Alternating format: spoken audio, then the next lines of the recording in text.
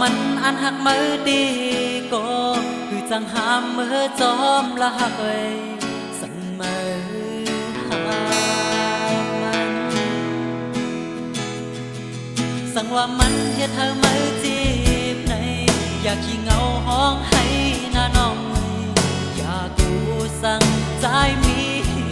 จำใจ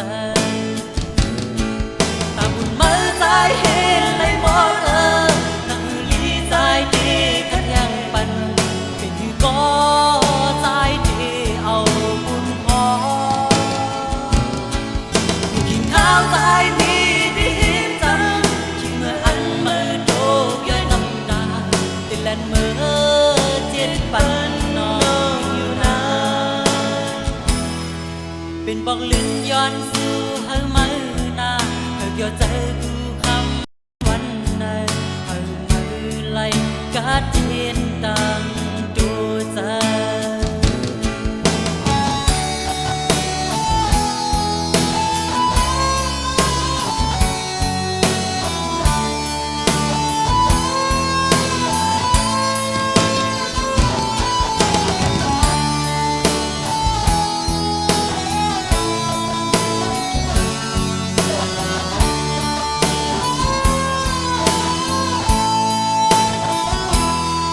สั่งว่ามันอันหักมือดี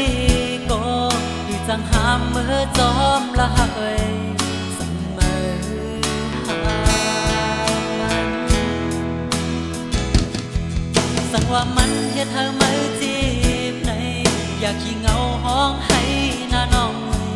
อยากกูสั่งใจมีจำใจ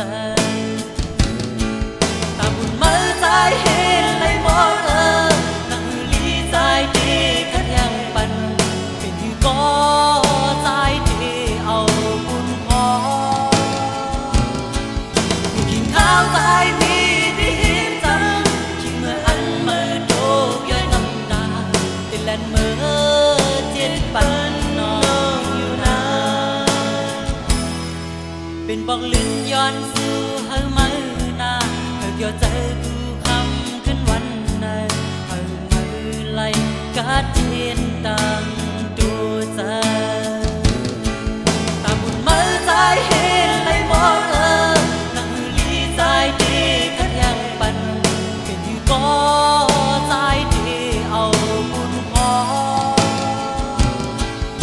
กินข้าวใจมีดีจังคิดเมื่ออันมือโดกย้อยน้ำตา